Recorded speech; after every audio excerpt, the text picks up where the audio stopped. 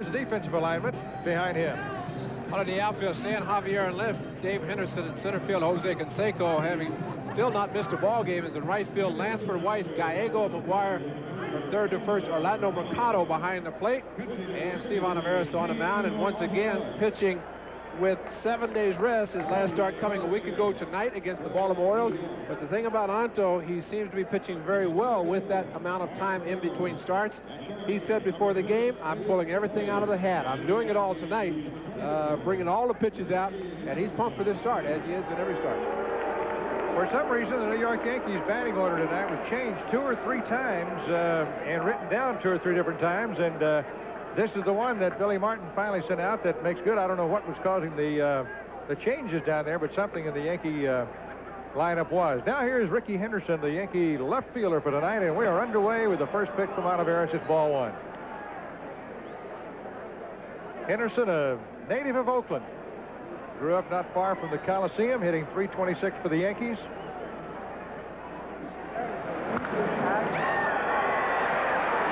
That's right up above the plate. Mercado's calling for it, but they run him off, and Carney Lansford makes the catch. Ray Fosse can tell you how tough a play that would have been for him to make the catch. Well, it's tough, and that's why you will go after it saying, I have it, but you're praying that somebody's going to call you off, because that ball hit very high, and it's going to be coming back. As you're home plate and backing out, the ball is coming back, as you can see Mercado being called off by Carney Lansford. But it is a tough play for the catcher, and that's why it's always important for the first baseman or third baseman to come in and take that ball, because he is looking at it at a different and actually better angle. And Ray, I don't know what the visibility is like out here right now, but it is not totally dark here, and I would imagine that ball might be pretty easy to lose, too. There's our change. Bobby Meacham is hitting second. That's one of the reasons we were hesitating a little bit on these lineups. Bobby Meacham, instead of Gary Ward, is batting second for the Yankees. So when you look up there and see one lineup, and it's not the one you have, it's a little startling this late in the day.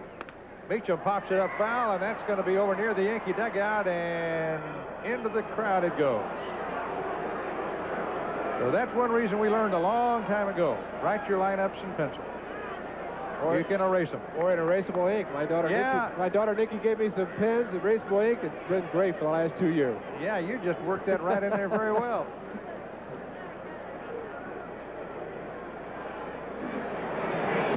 Good breaking ball. Well, if he can pull that one out of the bag, as you said before the game tonight, a lot of times that's going to be a tough pitch to hit. Last Tuesday night against the Baltimore Orioles, Anto had a tremendous breaking ball. He was using it, throwing it all the time, especially behind in the count. It was working very effectively for him. Foul just off third. The thing about Steve Olivares that has made him a very good starter is the fact that he has a lot of different type pitches. And we talked about Dave Righetti, a starter moving into the bullpen, having 4 pitches. Steve Olivares was in the bullpen. When he moved into the starting rotation, he has the fastball. He'll cut the fastball, has a good curveball, a slider. He'll throw the split finger or fork ball, I guess is what he throws. Al Leiter will throw the split finger for a changeup. But he's just a very good pitcher and a lot of good pitches. There's a sinker, just missed. With 2 strikes, you've got to be pretty well fooled to take that one. Olivares last year hit a real hot streak in the month of June. He was the pitcher of the month in the American League. Curveball on one hop. Meacham, I don't know what he's claiming, that he didn't swing at it or not, but the home plate umpire Dale Scott says you're out of there. I don't know. He might have been thinking he foul tipped the ball, but the ball did bounce. Orlando Mercado on top of it, tagging him once the ball did bounce away. But boy, he hit the home plate and bounced up and had that curveball spin on it, and almost went over the shoulder of Mercado, which would have been a tough break. It's a very good job, Orlando Mercado, with 2 strikes, just trying to block the ball, and very fortunate, as you mentioned, after hitting the plate, because you never know where it's going to bounce once it hits the plate. Wow. Claudell Washington, center fielder for the Yankees, and boy, what a night he had last night defensively. Of course, he can play. Olivares starts him off with a breaking ball for a call, strike 1. Claudell hitting .267 with 3 homers, 17 runs batted in. Outside a ball, it's 1 ball, 1 strike. There's Billy Martin. He's still not happy with things here with this umpiring crew. I was talking with Billy before the game tonight, and he's liable to do some real searching to try to do something about some of these umpiring moves. There's a drive for right field, and Canseco's right there, headed all the way. 3 up and 3 down, and after 1 inning, there's no score. There's the batting order that Tony La Russa sent up. He hasn't changed his tonight. It's been this way for about a couple of hours, and that's Carney Lansford, the hottest hitter in baseball, leading it off, followed by Stan Javier, who's in left field tonight. Jose Canseco at his spot in right. Mark McGuire is at the cleanup spot tonight, playing first base with Dave Henderson in center field. Batting 5th, and Don Baylor, the DH, in the number 6 spot. Mike Gallego batting 7th, playing second base. Orlando Mercado behind the plate, batting 8th, and Walter Weiss is the shortstop for the A's and batting 9th. And Leiter will have that defensive alignment. Here's Ray. Ricky Henderson in left field, Claudel Washington in center, Dave Winfield in right field, Mike Fiorillo at third base, Rafael Santana. Shortstop, Bobby Meacham. The second baseman, Gary Ward, is at first base for the injured Don Mattingly. Joel Skinner behind the plate. Left-hander Al Leiter on the mound. Here's a young man who is a strikeout artist. He will strike out some hitters. He has a good fastball. He'll throw a 4-seamer and a 2-seamer. The 4-seamer, one that he will run up and in to the hitters, the right-handed hitters. The 2-seamer is a sinker that he will throw. He has a good curveball slider and a split-finger pitch that he throws for his changeup. Interesting, his highlight, or his most memorable moment, striking out the first 6 hitters in his major league career. Wow. So that kind of is a good indication right there that he is a strikeout pitcher. A young man that they just feel that he has a great future in this organization. He's with the veteran pitching staff, Tommy John, John Candelaria, so it's always nice to have a youngster in the staff, especially if he does a good job, and Al Leiter has done that. Boy, his last game, he was outstanding for the Yankees. He's had some rough moments this year. He's only 22 years old. And he starts right in against Carney Lansford. Look at those awesome batting statistics for Carney. They should put up a statistic for Carney swinging at the first pitch and getting a base hit, or at least a base hit, maybe a double or triple, because he goes up swinging. I think he wakes up in the morning with a bat in his hand just saying, I'm going to start swinging right from the beginning. Here's Leiter's first pitch. And it hits right back off of him. He's up with it and throws it away. This one might end up with Lansford at third base. He had to go back and touch first, though. He'll have to stop at second. Carney missed the bag when he went by first base.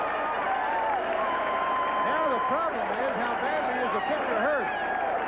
Ray just said he's a first ball hitter, and I'll tell you one thing, Lansford hit a rocket back through the middle. Well, there's the first pitch. Looks like a fastball right there. It hit him right on the, what looked like the leg, the right leg, left leg. I don't know. I think it hit him all over. I know. He couldn't get out of the way of that thing. There was no possible way. And I think that where it did hit him definitely affected his throw. He had plenty of time to throw to first base. Now watch Carney there. It looked to me as if he hit that bag, but watch him go back and touch first. Otherwise, he could have just kept circling and gone on. He'd have made it to third base. And look how far you've got to run in this ballpark to get it. See, there's Lansford going into second. Well, Gary Ward was coming off the bag to try to catch that throw, and I think Carney, even if he did hit it, as far as we saw, he just did not feel comfortable and wanted to make sure. I don't know that anybody would have seen him miss it, and he did miss it. Rene Lashman was moving out of the way, so he didn't get hit with the ball. The umpire was trying to get out of the way. Boy, that's a heck of a way to start a ball game, isn't it? Have a comebacker. You throw it 95 miles an hour, it comes back at you about 150. He's shaking his head, saying he's okay, and here you go. Like the left arm. See it again. It looks like just the fastball. He followed through, had his glove up, but that ball just smoked. That hit so hard, he had no chance to try to catch the ball. There's Carney going back, retracing his step. The umpire see where he's getting to the inside. They're going to call for another pitcher. Ray, that's an incredible thing. He just flat could not get out of the way of that ball. It looks like Neil Allen's going to come in.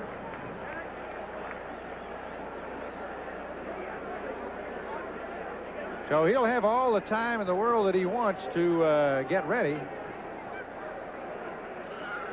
because of 8 times all year. Allen throws low and away for ball 1, and Stan takes it outside. Well, the A's very involved in situation hitting, and this was a situation right here where Stan Javier wants to try to get Carney Lansford to second base. You saw him shorten up to bunt. He wants to try to pull the ball, and he may feel that it's easier for him to drag the ball rather than try to pull the ball swinging. Well, he didn't do either. He popped it up in a short left.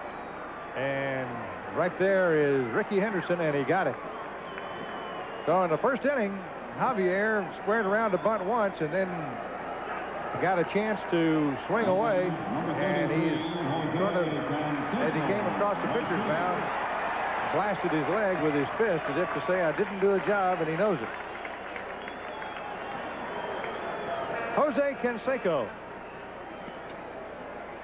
big right fielder for the Athletics, has really convinced a lot of people this year around the American League that he has become one of the finest defensive players here.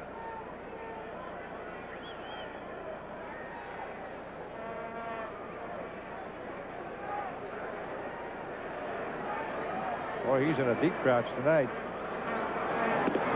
Takes a look at an Allen fastball right down the chute. Well, the games are over now as far as trying to move somebody over. Canseco and McGuire to follow will be trying to hit it as far as they can hit it.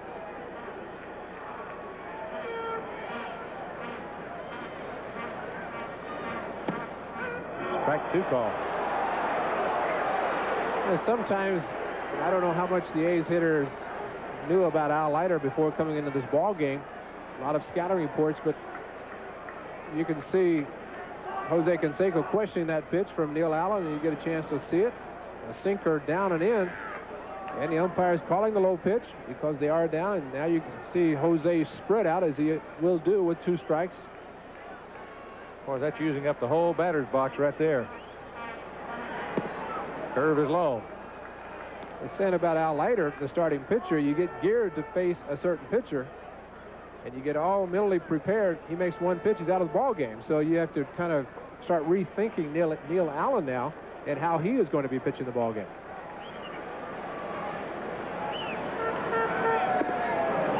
Breaking ball outside. They're asking for help from the first base umpire. The catcher was asking for help, but the umpire at home plate called it all the way. Never did ask for the help. 2-2 on Canseco with 1 out. A runner at second base. We're just underway here at the Oakland Coliseum. Another good crowd on hand tonight.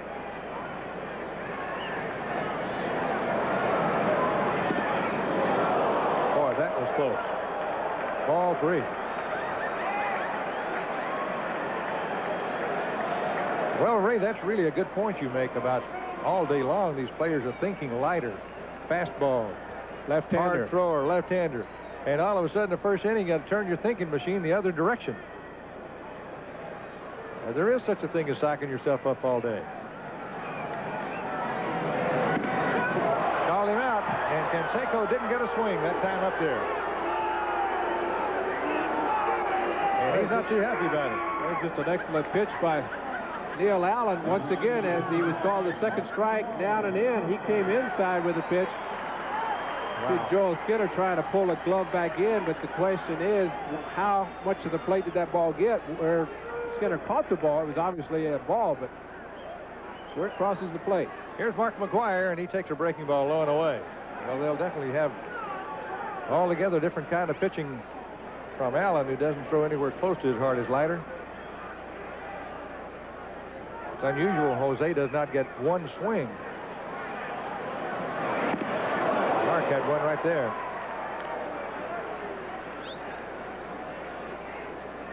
Well, one thing about Mark McGuire this homestand, and actually this entire year, he has good numbers, 272, 11 home runs, 35 RBIs, but they're pitching him like a 10-year veteran.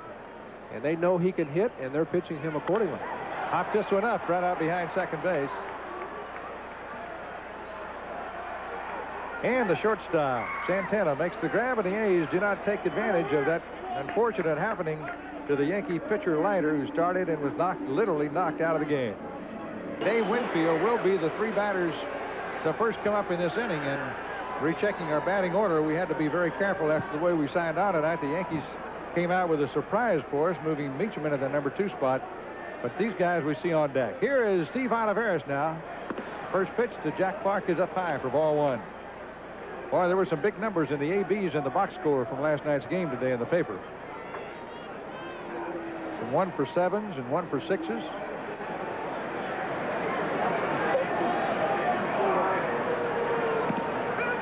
Strike called. Jack Clark looks as if he had made up his mind to take that one all the way. Just thinking back to Steve Oliveris taking his warm-up tosses after our starting this inning, it seemed as if he's got some extra ones, and it could have been because of Neil Allen having to come in and throw. Clark ripped one foul right back. Lee Boyer, Yankee third base coach. He was on to in the first inning very quickly, 1, 2, 3, only 10 pitches, and then he had to sit down for what seemed like about 15 minutes while that first inning, there's hitters and Neil Allen came in, so he got some extra tosses to make sure that he's good and loose starting this second inning. Clark, after a great breaking ball, he didn't get it. Oliveris looks sharp so far.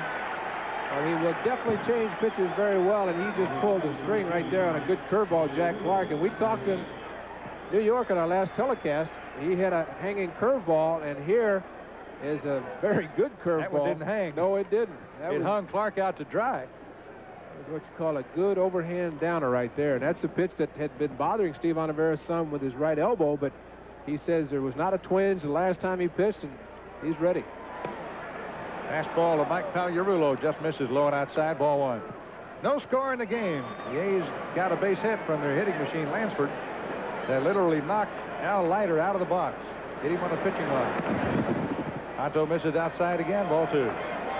Pagliarulo's a full hitter, and you can tell where Steve wants to pitch him. He does not want to give him a ball he can pull.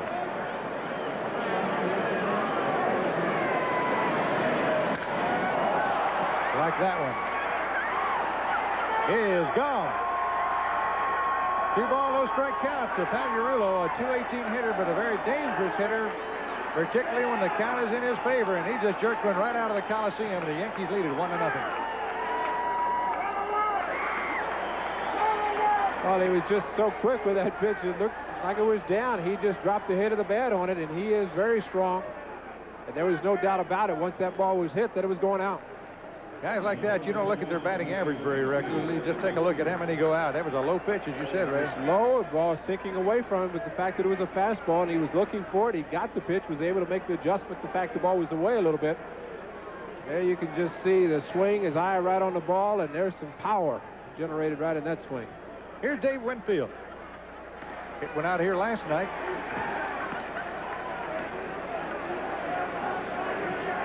Ray had Dave as his guest on the pregame radio show tonight on the A's radio network.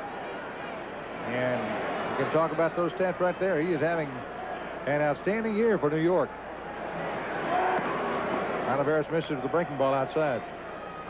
Well, he was on a television show this morning. Of course, his book, Winfield, A Player's Life. And I tell you, I admire the man for being able to handle the press, not only in New York, but all through the country. Everybody wants an interview with him, spend some time, and he's just very accommodating.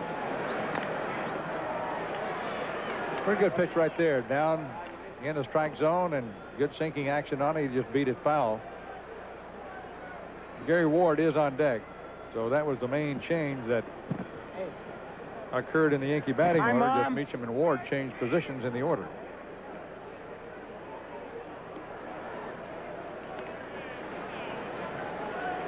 Winfield has been right at the top of all the stats in the American League just about all year, and he's leading in runs batted in right now in the league.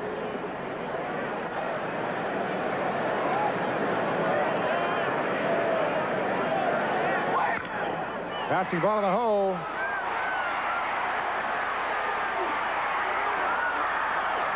Walt Weiss couldn't come up with that one. He tried to backhand it, and Walt's been getting a lot of bad hops to him lately, and he was handling those easily early in the year, and all of a sudden he's gotten a bunch of them lately.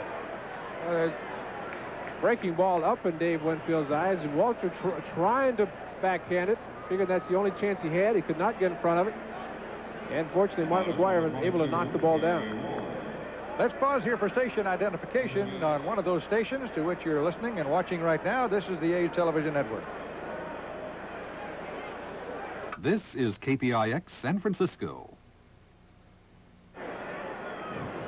And they have given Walt Weiss an error on that play, leaving Winfield at first base, and the batter now is Gary Ward, the first baseman. See what happens when you make those plays, then they start expecting you to. Yep. Because that's a very tough error for Walt Weiss, and I'm sure Dave Winfield will say the same thing, because he can run. And it was backhand. He was going to take a good throw and a perfect play to get him anyway. Here's a drive into center field, a base hit, and the Yankees are starting to get on to Olivares now. 2 runners on, 1 out here in the second. The Yankees lead it 1-0.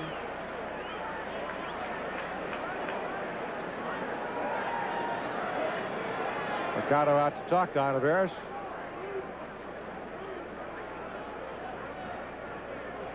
That's just a fastball. That one didn't sink. Line drive to center field. The ball hit so hard, Dave Winfield could not even think about going to third base. Here's the Yankee shortstop, Rafael Santana, and he's batting .231, as you can see on your screen right there with the 1 homer. Abe playing back in double play position. Fastball up and in. It's 1 ball and no strikes.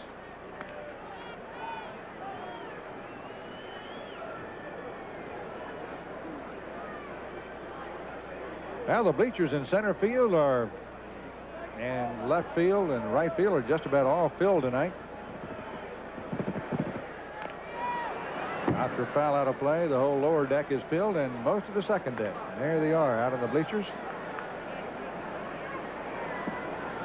The last 3 ball games, sellouts here at the Oakland Coliseum. First time since 1974, and that was the final 3 games of the World Series. Quite an accomplishment to sell out as many times as the A's have already during the regular season. Bringing a foul back. The attendance is up more than 7,000 per game so far over last year. At the pace the A's have been drawing, if it continues at the same average per game, they'll draw 2.1 million this year. Quite an accomplishment. That's what Tony La Russa said even before the season began. He said, my goal is to win 100 ball games to draw 2 million people. And he's on tap to do both of them. I think that combination kind of goes hand in hand. Paul Weiss has got another chance. Makes this one good to Gallego, and he turns a perfect double play. Pretty slick combination of young players right there in the middle of the infield for the Athletics. The Yankees end up with a run on 2 hits and an error, and 1 left in the score. 1-0 New York. 15,000.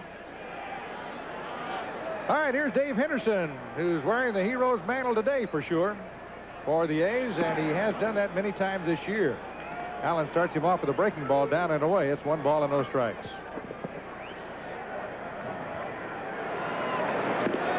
There's a home run cut right there.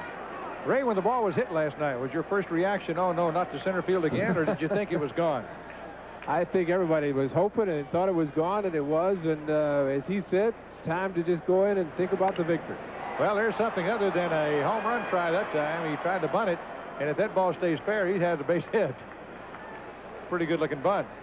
The thing about that bunt, it had such a spin on it that it started foul, but it looked as if it was going to try to roll back into fair territory. And Joel Skinner was telling Pagliarulo to make sure you knock the ball out of the way. Just don't try to pick it up like that. Absolutely. Well, you know, earlier, from watching the game last night, a ball had been hit to the center field wall a little earlier that the TV people thought was going out, and then when Dave hit another one out there, you just didn't know until you saw Claudell Washington with his back to the home plate running hard. That gave you a pretty good idea. Curveball. Hindu flinched a little bit on that one, but it was too high. And the count goes to 2 balls, 2 strikes. Second inning, Yankees lead the A's 1-0. Goal for a ball. It's amazing the number of times that Dave Henderson has hit a home run with capacity crowds. He did it opening night and sellout. He did it last night, of course, back in '86 in the League Championship Series. High fly ball is straight away center field. Claudell Washington's got to play on this one. And he's got it. 1 out in the second inning. And there's certain players that just thrive on that the big crowds, and they get pumped up with the big crowds as opposed to when you don't have that many people in the stands. Well, the Athletics have been in first place in the West 41 straight days. Don Baylor comes up, takes a breaking ball low, and the Yankees have been in first place in the East since May 2nd or 3rd. May 3rd they went into first place and have been there since. So these are the 2 premier teams in the American League right now. Baylor takes high and outside for a ball, 2-0. Now, Don came up last night, had a very quality at-bat and drove a ball deep in the hole in right center field. Washington ran it down, but he hit the ball well. Strike in the inside corner. don't know if Baylor's backing off because he's complaining about that call or he's saying something to the umpire. Well, they're going to have to decide, I think, pretty soon that he's going to be giving that pitch all night because he's certainly done it a lot to Canseco 3 times. Low and away. 3 balls and a strike.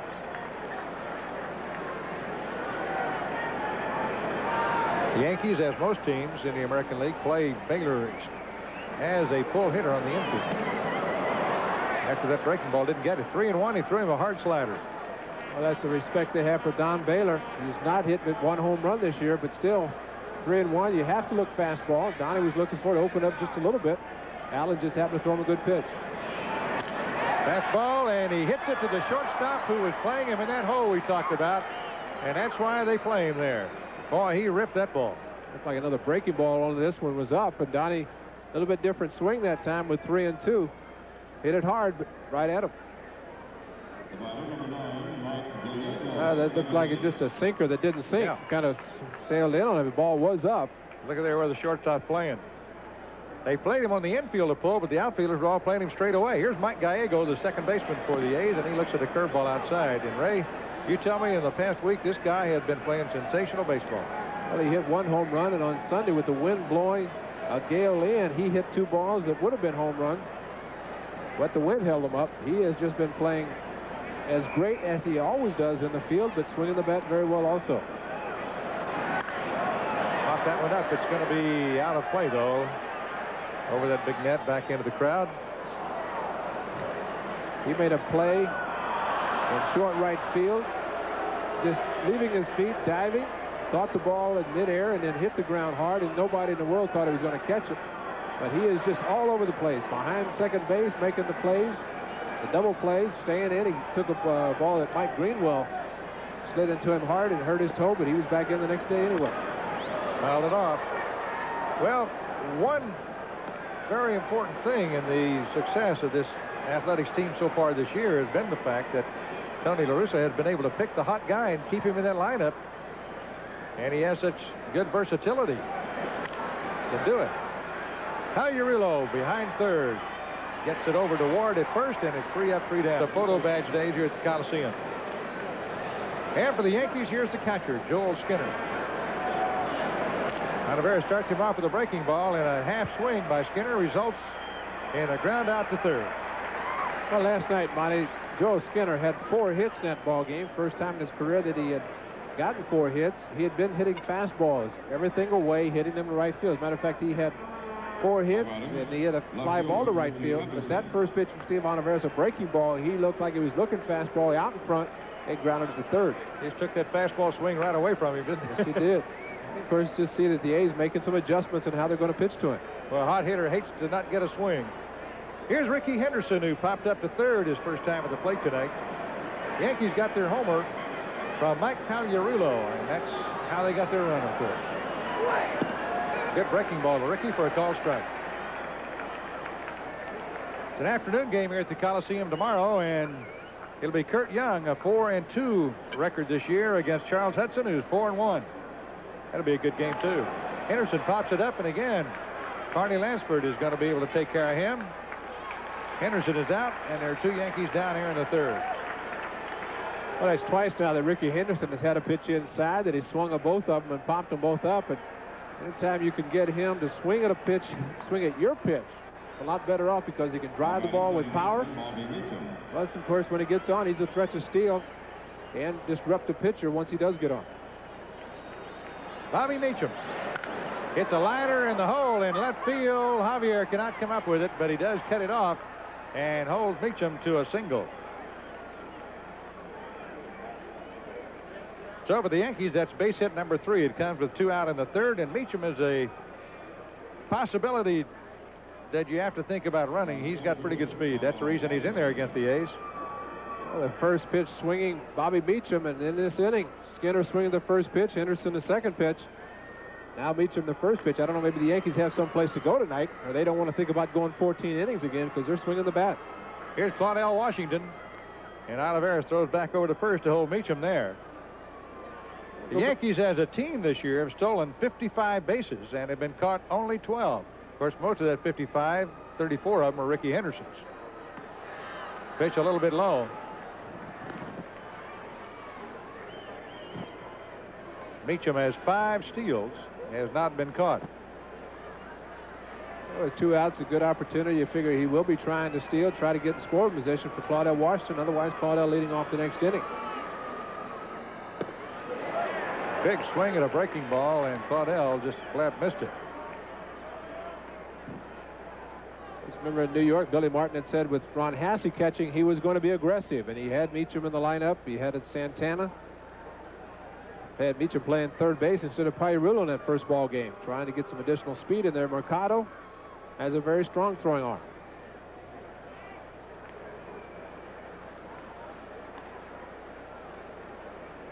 Yankees have 3 hits. The Athletics have 1. And the Yankees lead it 1-0 in the third.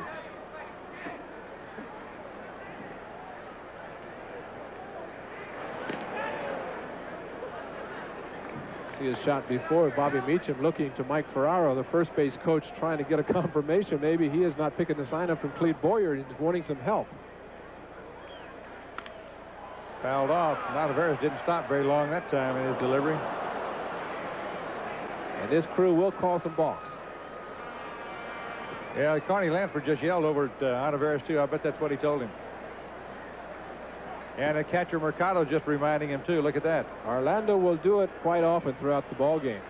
Last night, Joe Skinner struck out on a pitch, and the next pitch, after getting a reprieve, hit a double over to right field. Good curveball, and Washington could only foul it off. Well, the teams now are realizing that the balks are being called seriously, particularly in the American League, and most managers we've seen and pitching coaches and infielders are all spending some time in each game reminding their pitchers, particularly crucial times, to stop.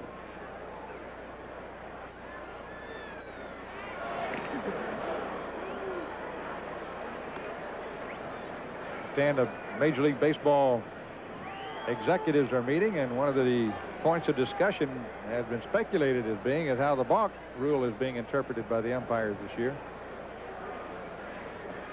Curve in the dirt.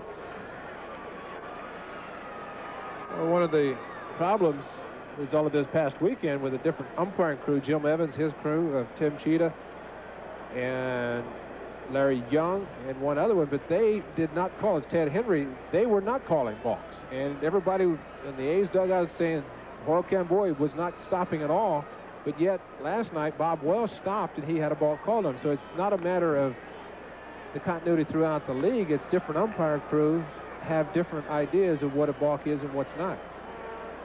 Or at least they're calling it that way anyway. They got a little different clock in their head. That's Meacham is leaning over there with 2 strikes and 2 balls to count on Washington. Nataveras has picked up just a little bit different stance and figures he's going to go. He is going. And the pitch is thrown to second by Mercado. Oh, man, that throw is right on the money. And he called him out automatically for... Oh, I got it. Strike 3 at the plate. I looked at second base and took my eye off the plate, and that's Claudell Washington. And the first pitch is high. On that last play of the last inning, Bobby Meacham took off, and the pitch came through to Claudell Washington, and Mercado pops it up right out behind second base. And Meacham takes it for the out.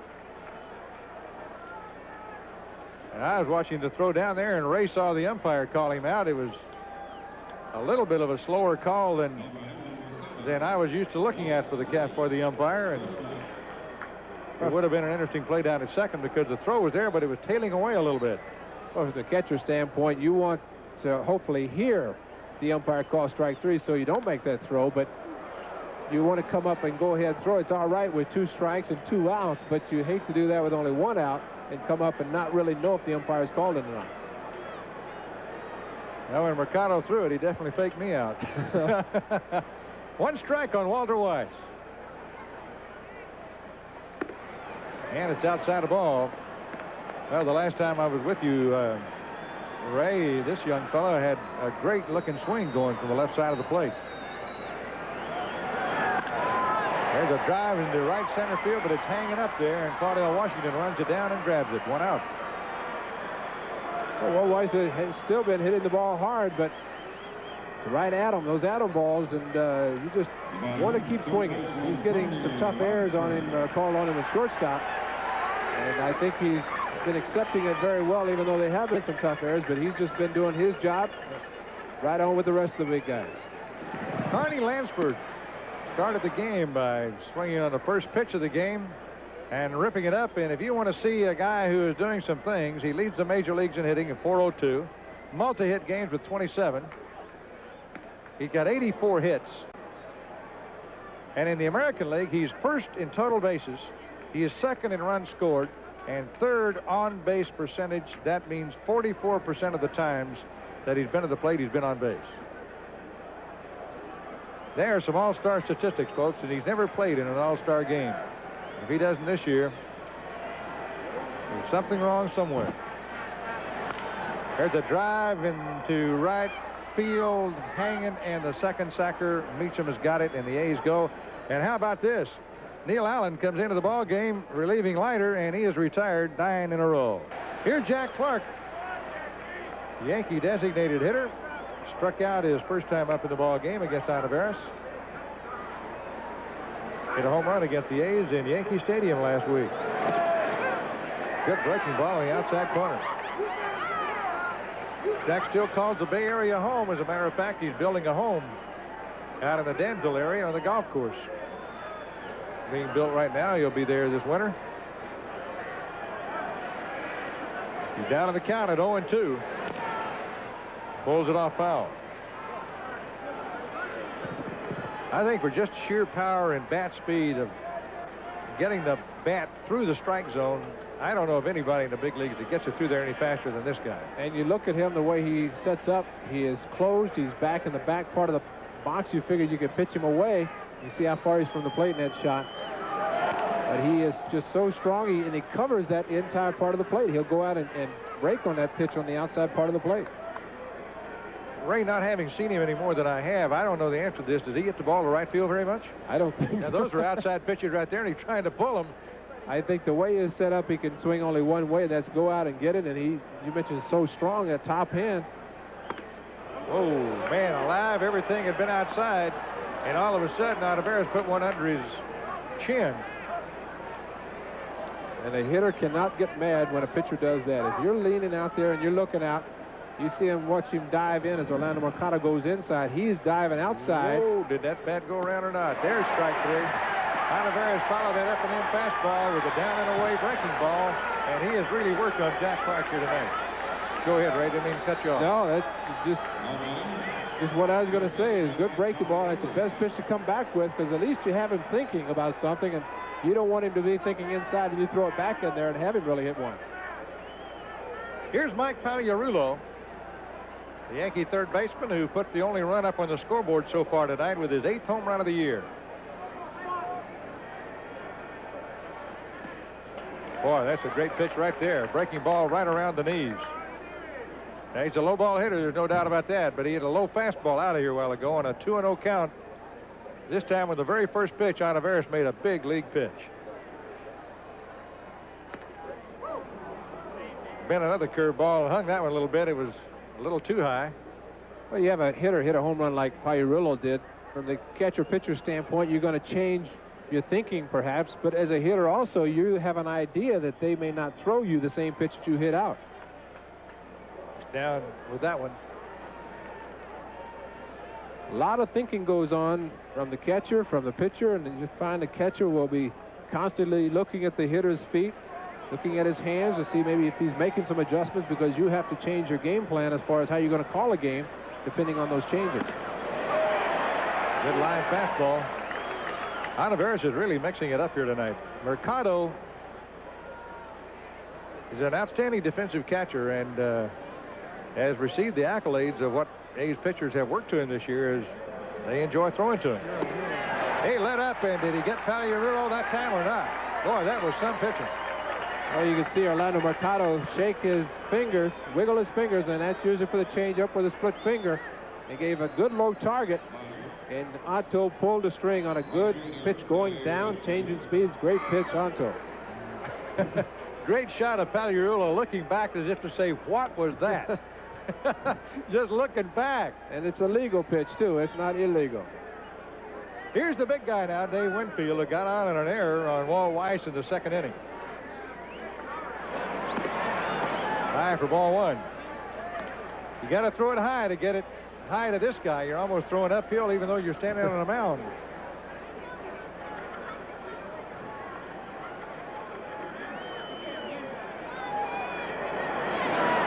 There's a drive in the right center field. Base hit for Winfield. Well, he just got such a huge strike zone. It's hard to throw it where he can't reach it. Well, especially up as that pitch was from Steve Olivares. And as you could see Dave Winfield setting up, he is going after it right there. He had opened up.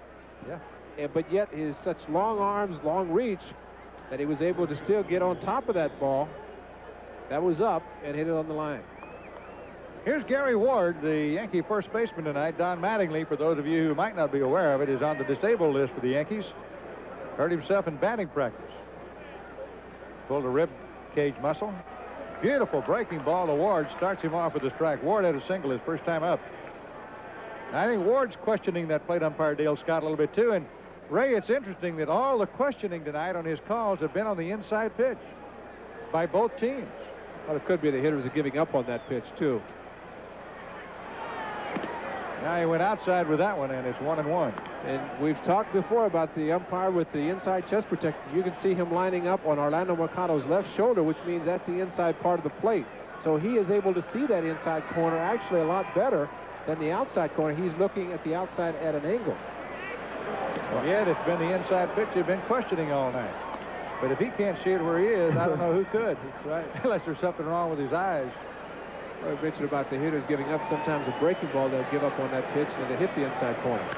Bouncing ball to Walt Weiss. Short toss over to Gallego. On his face, 9 hitters, 9 outs, and he'll face the A's in the 4th. And the first A he faces is Stan Javier. Against the Yankees, he's been up there 12 times, has a couple of hits. First time up tonight, he had Lansford at second base and wanted to pull the ball and move him over.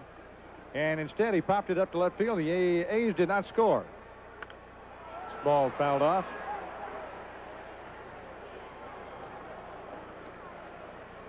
Well, so many times a guy just comes to the ballpark like an Allen and figuring he's the long relief man for the night. He really didn't have, I would imagine, very many thoughts about getting in the game with Leiter pitching the way he's been pitching. And lo and behold, after one pitch, he's out there and he's the guy. And you know, sometimes that's the best way for a pitcher to get in the ballgame. Matter of fact, Charles Hudson, who is a member of the New York Yankees, Billy Martin said, I'm not going to tell him when he's going to start. I'll tell him right before the game starts. Javier swung right off under his batting hat with that one and fouled it back. Well, Allen has not allowed a base runner since coming on in relief of Leiter, and we certainly hope that Al is not injured seriously. That was really quite a blow, and right on his pitching arm, it looked like. They pick it up just fair. And Ward tags the bag, and Javier is out. Well, Gary Ward at first base for the New York Yankees, mentioning Don Mattingly out with the ribcage muscle pull. Gary Ward last night played flawlessly at first base. Last year handled 126 chances at first base behind Don Mattingly, did not commit an error. So they are not at loss defensively with Gary Ward at first base. Ray, when you look at statistics like that, Jose Canseco's had 2 hits and 18 at-bats against the Yankees. Do you think that's indicative of the fact that they know how to pitch to him, or he just happened to be in a bad streak when they're here? Well, I think for Jose Canseco in that streak, he has been hitting the ball hard. It's just it's been right at him. So he's not swinging the bat any differently. It's just that the hits are not coming because he's swinging the bat well. It's just that they are being hit right at the infielders or outfielders on the line. Well, so far tonight, he's not been able to swing it. And he's down no balls and 2 strikes on the count. Called out on strike without a swing his first time up. Strike 3 call, he's still not swinging it. Yeah, you got to be careful now. He's going to be kicked out of this ball game if he's not real careful. He's drawing a signal over here and a signal over there. And look at Tony La Russa trying to save his big guy. And the umpire's got to walk away from there. Tony's got him out of the way. Leave him alone. Now the umpire's still chasing him. Now here comes Rich Garcia, the head umpire of this crew. And he's going to walk Jose back over there. Well, Jose really showed him up a little bit. He drew a line on the inside, drew a line on the outside. And Tony looked like he's reacting to Jose not very happily. And Jose just slung that batting helmet down. And I tell you what. And now Rich is giving him a warning. He may be going to throw him out. That's the call right there. Well, Tony La Russa did what you're supposed to. He does not want Jose kicked out of the ball game. Jose has been a little bit concerned, even during this past weekend, about some pitches that have been called outside, or pitches on the outside part of the plate. But he's just got to forget about that at bat. Here's Mark McGwire hitting one high and not deep enough in the left center field. Washington's got it, and for some reason Neil Allen has got the A's without even being able to get on base through his 3 innings of work, and we are into the 4th. 1-0 Yankee.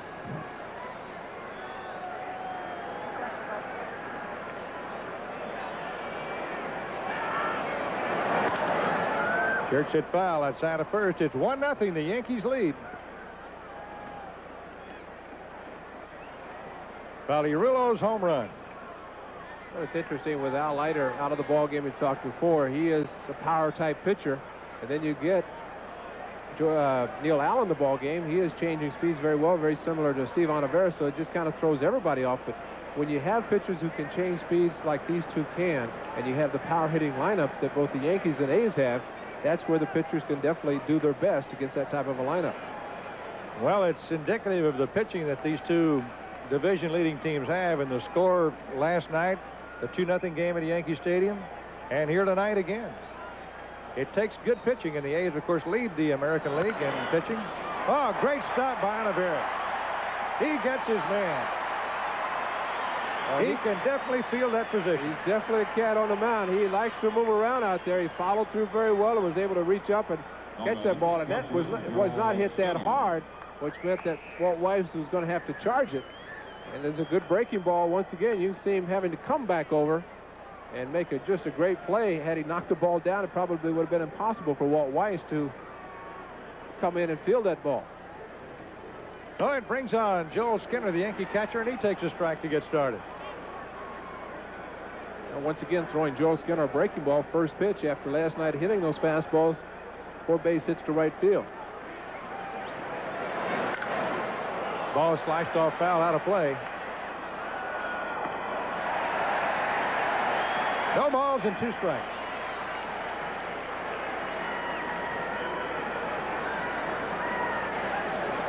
You think about the A's offense in the last 3 ball games dating back to that weekend at Yankee Stadium, the Saturday, Sunday, last night in 32 innings, now coming in 36 innings, only 3 runs scored by the A's in the last 36 innings against the New York Yankees.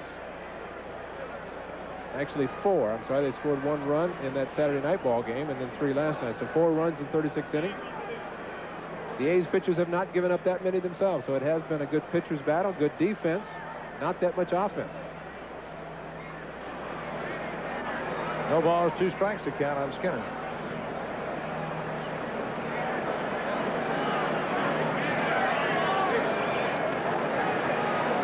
Well, with these two teams, it takes great pitching to cut them down because there's some outstanding hitters, some of the best in baseball right out here on this field tonight.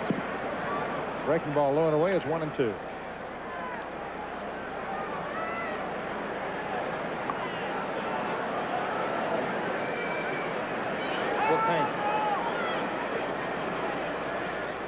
Yeah, that.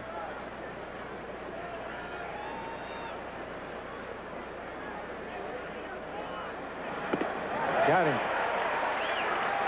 Skinner chasing a breaking ball outside, and that's what you can do when you get ahead in that count. That's 6 strikeouts for Ontiveros. Ray, I think you made a very interesting point early in our telecast tonight. The fact that Ontiveros is probably one of the few pitchers on the staff who could go out there as infrequently as he's been going out and pitching effectively when he gets there. Well, he's definitely done an outstanding job doing it. A lot of times a pitcher will not feel comfortable. His timing and rhythm will be off. Curveball to Ricky Henderson is low for one ball and no strikes.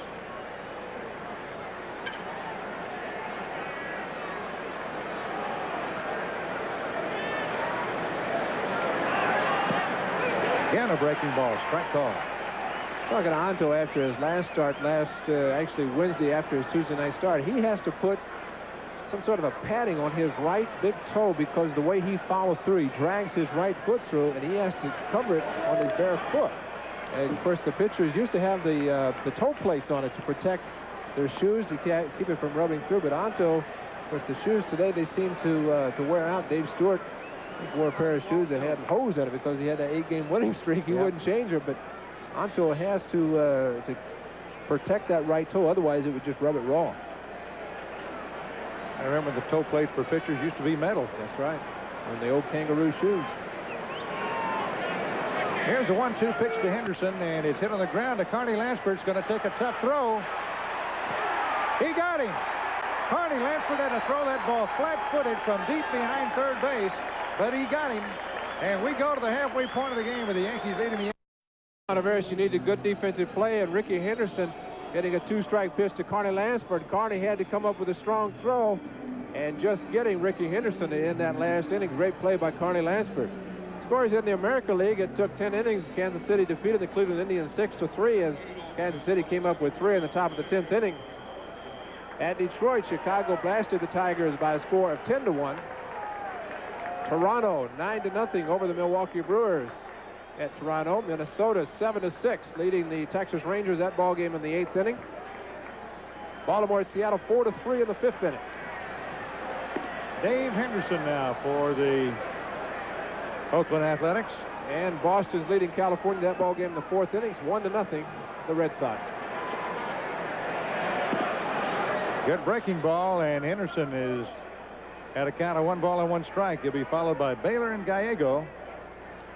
And Hendu's having a pretty good year so far against the Yankees. If he hadn't had any hits other than the one he had last night, he's had a good year.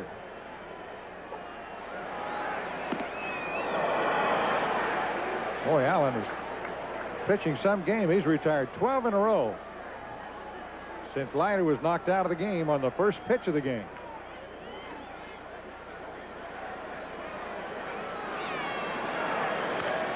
Henderson pops it up into left. And another Henderson in another color uniform makes the catch. 1 out in the 5th inning. Yankees lead it 1-0. Well, the difference in the swings there. Dave Henderson, first time up, he had a 3-2 count. This time 1-2. It just could not get that aggressive swing because Allen is throwing the off-speed pitches. He's sneaking the fastball as Dave swung at the second strike, a ball up and in. But that's just Neil Allen just changing speeds very well.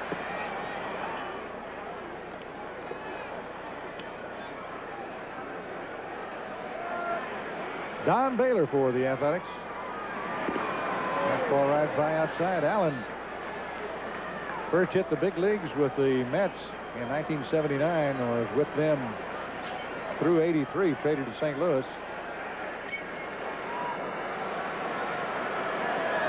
Never really had big years. Baylor pops it up out behind first. Gary Ward in foul territory makes the catch. And they're 2 down in the 5th.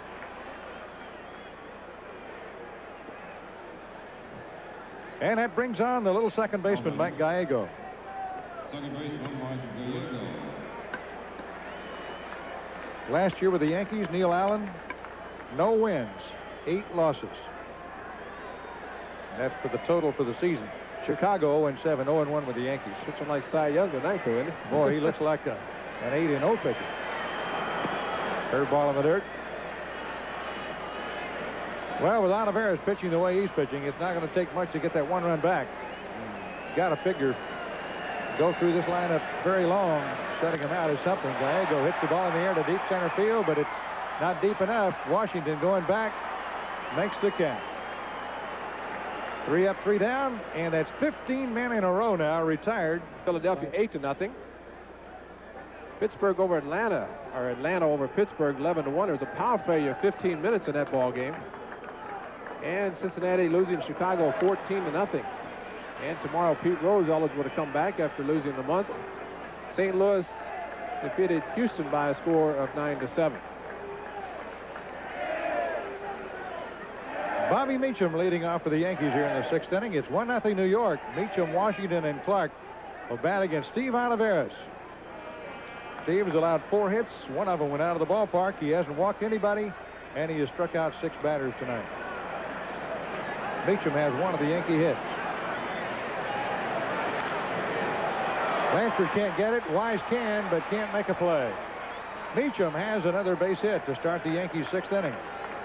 One of the things that helped Bobby Meacham there is the fact that Carney Lansford playing even with the bag.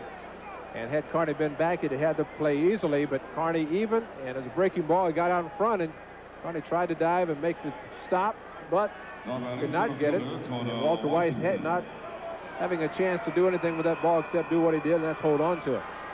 Smart play. If he tries to throw that ball and throws it away, it gives him an extra base maybe. So here's Claudio Washington, who's flied to right and has been called out on strikes.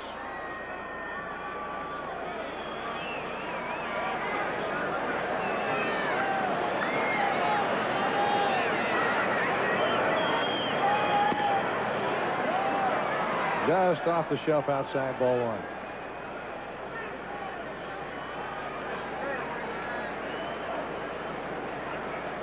Boy, one of the funniest things about watching last night's game was when Billy Martin went out trying to kick dirt and it was too wet, and he couldn't come up with any dust to kick on the umpire. Well, Billy was telling me in the clubhouse, he kicked the dirt, and the umpire said, well, why don't you throw some more or kick some more? And so he said, all right. He picked it up and threw it on. That's what he told me. He said, the umpire said, well, why don't you throw some on me? If that's not baiting somebody, I don't know what is. You don't have to ask Billy to throw dirt on you, right? Well, it was funny that the field was so wet, he just could not get anything but mud.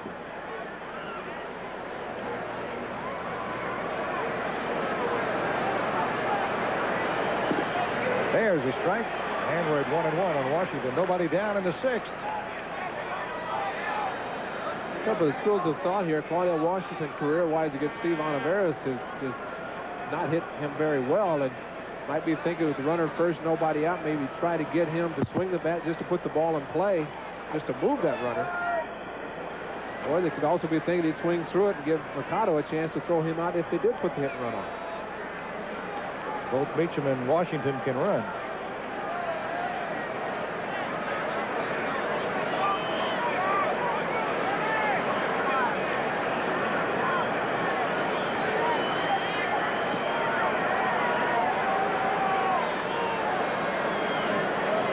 Many people in baseball are predicting, and of course with great reason, that these two teams could very well be meeting for the American League Championship later on in October. There goes the runner. The pitch out is on. Mercado's throw is off into center field.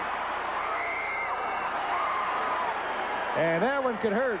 They had the pitch out on, and Mercado's throw tailed off away from Gallego, who was going to cover, and Meacham ends up at third base with nobody down. So many times you'll see it happen, and the thing that Mike Gallego, is all he could do is just try to knock the ball down, but many times when a catcher goes out for a pitch out, it throws his timing off, and it has to be perfect. Looked like Orlando Mercado got a pretty good pitch from Steve Olivares, but Mike Gallego going over, almost trying to be able to knock it down, but could not do it, especially with the runner coming in. Now the A's are playing their infield back. And Otto working off the stretch, and Washington takes it in the dirt for ball 3. 3-1 now. And Meacham is 6-0 in stolen bases this year. Number 56 for the Yankees as a team. Tony La Russa read something from third base coach or from Bobby Meacham or somebody to call that pitch out. It was the right guess. Just could not execute the play. Strike 2. I'll say this about Orlando Mercado, too. We talked about the fact he has not played that much, and there's a lot of timing behind the plate, just as much as hitting as is in behind the plate catching and throwing. Washington fouls it off. You'll note Mercado with his eyes into the A's dugout quite often, and I would imagine they're calling most of his pitches. There are the TV stations that are carrying our telecast tonight, and it's time to remind you that this is the Oakland A's television network. This is KPIX San Francisco. The great play of this Oakland Athletics team this year has fostered a lot of interest all around the West Coast. And we're happy that you're able to watch wherever you may be tonight. This is Monty Moore along with Ray Fosse. Ball 4 to Claudell Washington, and the Yankees now have runners at first and third with nobody down. First walk issued in the game by Olivares. An interesting setup by the infield. Neil Allen, of course, you mentioned retiring 15 consecutive A's hitters. And you'd figure that the A's would be trying to cut off or shut off that run. Had the infield playing back, figuring they would give up the run for the out in this inning. Sixth inning, rather than try to open up a big inning by having the infield pulled in and ball fall in, they were willing to play back. Jack Clark takes a strike on the outside corner. Olivares has struck Jack out twice in this ball game. They'd like to get a strikeout right here, too.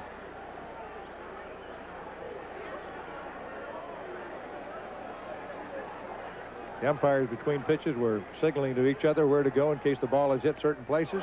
Another big breaking ball, another big swing. And once again, Jack Clark comes up empty. No balls, 2 strikes. Following Clark, the Yankees will have Mike Pagliarulo. And Olivares has still got a big one to get by this guy.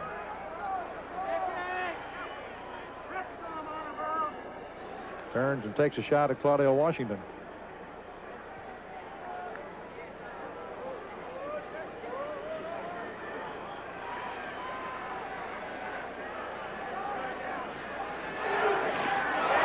Foul tip. He's still alive. He didn't have very much of a swing at it either.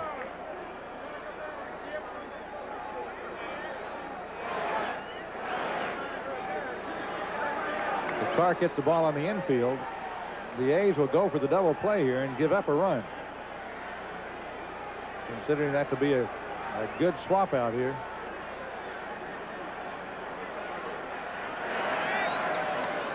Well, they said time, too, with runners at first and third. If you're the runner on third base, you have to know how the ball is hit. If it's hit hard, you go ahead and score.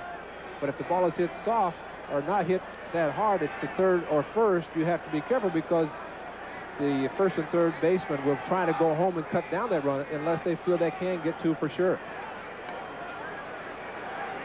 Olivares pitching ahead of Jack Clark at 0-2.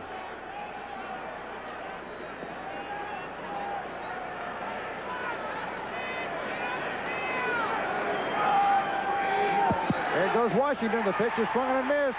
Throw to second is cut off by Gallego. So they get Clark, but Claudell Washington takes the double play possibility of the next hitter away. But it does another thing. It allows them, if they wanted to walk Pagliarulo to load the bases. And they might do that. Another breaking ball, an excellent breaking ball. Orlando Mercado did not even look to third, came right out. Mike Gallego very wisely coming in to catch the ball that was bouncing.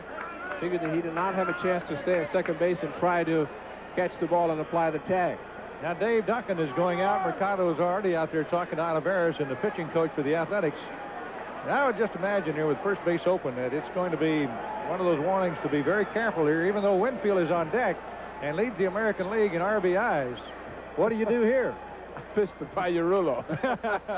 He's had a home run in the game already. Yeah, but Dave Winfield just loves. He says, I am an RBI man. That's what he says. That's right. I want the RBIs. And you know that he is a different hitter. Well, he's a good hitter anyway, but especially with runners in scoring position. It's not an easy call. But Onto with a good breaking ball.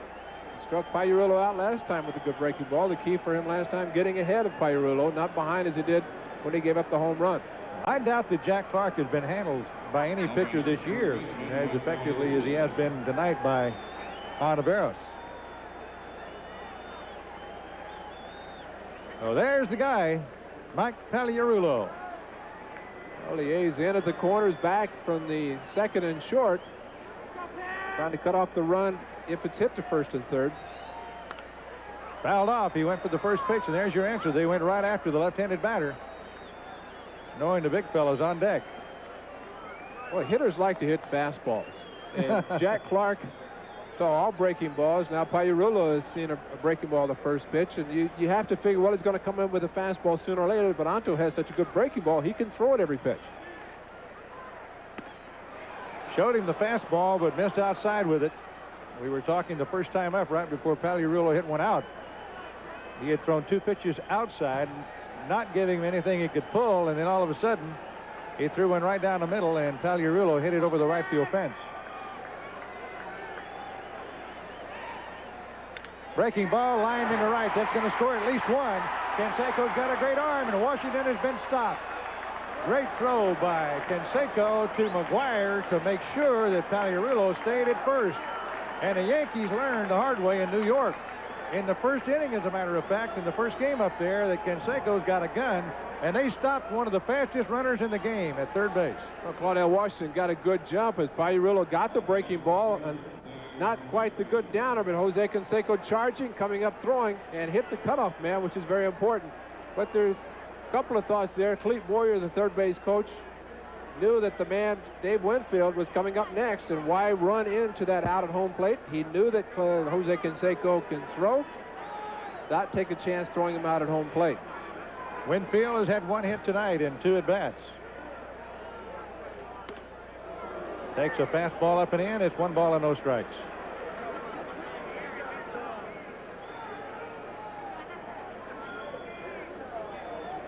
Paul Weiss yelling into Olivares, pointing to second base, letting him know who's going to be covering second in case the ball's hit back to him.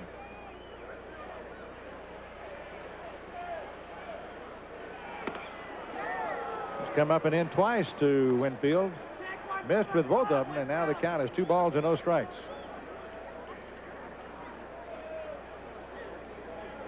So it's been Pagliarulo night for the Yankees. He's driven in both their runs. And both of them on 2-0 counts.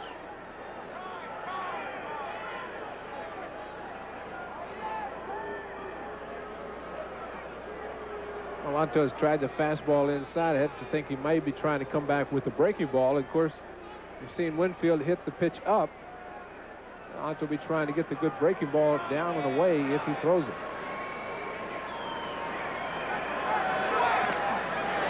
Fouled it off. Show that fastball to the big guys and try to hit it on the corners as he did inside, but then you want to come back with a pitch that's allowed you to get 7 strikeouts tonight. That's the good breaking ball.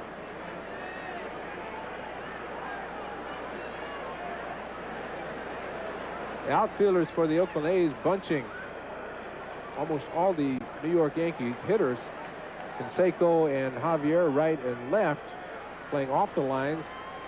There's center fielder Dave Henderson straight away, and they feel that the scatter reports and the charts that all the coaches do on all the players show that the Yankees will hit the balls primarily in those areas.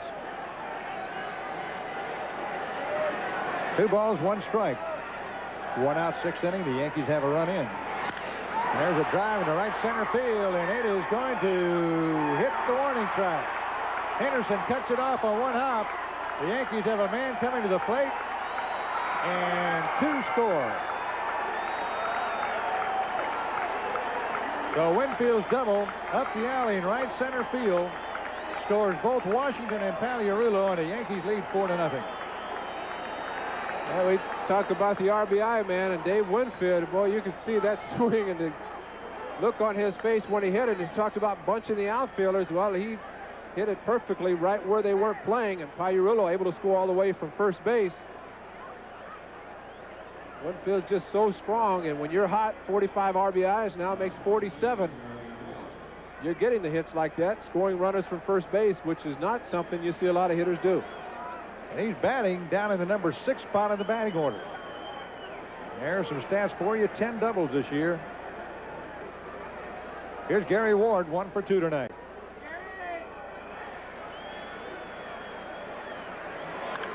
Ground ball to Weiss. He may have a play at third. He looks that way, but he goes to first. And there are 2 down. And Dave Winfield, once Walter Weiss had fielded the ball, he looked back to see if Walt was going to come to third. He maybe had thoughts of trying to get him to run down to allow Gary Ward to get to second base. I imagine Dave had some second thoughts as he took off, because that ball was hit rather sharply right at the shortstop, and nearly a ball in front of you don't go over there, but Walt was playing deep. Well, you figured that with 2 outs now, had there been no outs, then you go ahead and get the lead runner. It's going to take a base hit, you figure, to score him from third base.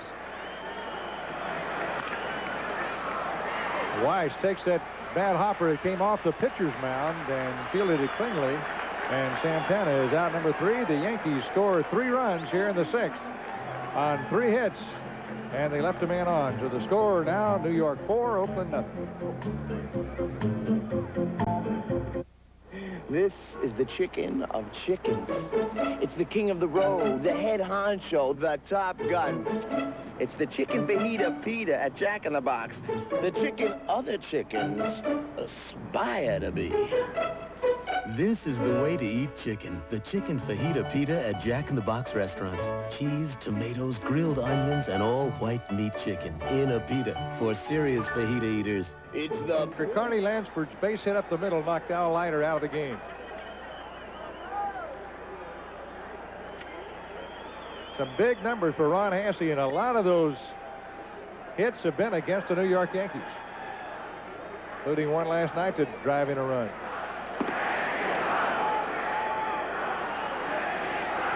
Ball 1, third base umpire Rich Garcia just looked, he shakes his head, says, no need to even ask him for that one. Well, Joel Skinner, the catcher, is the one that asked for the appeal, and Dale Scott behind the plate has not yet asked the first or third base umpire to get help. Shallow left field, Rick Henderson makes the catch and whips it off to the side in his flashy way. Well, he used to do what is called, or he called a snatch catch, where he'd catch the ball and then snatch it down, and I kept waiting for him to flip one in the stands, but he's not doing that anymore. Billy Martin said no more, that you can snatch catch the final out in the 7th game of the World Series if that happens, but don't do it anymore. Well, that's pretty close to one there. 1 out of the 6th inning. Here's Walt Weiss.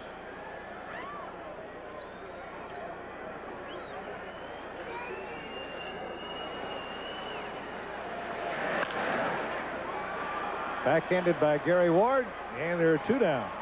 17 men in a row retired now.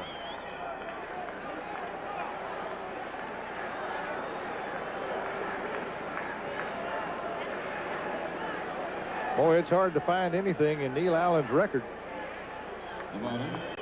that would indicate this kind of success. He's had 5 shutouts in his career in the major leagues.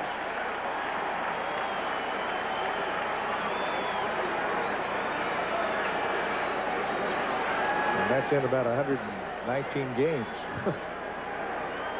Here's Carney Lansford as the only hit of the ball game for the Athletics. Maybe Al Leiter can come back out and pitch. Breaking ball, strike in the outside corner.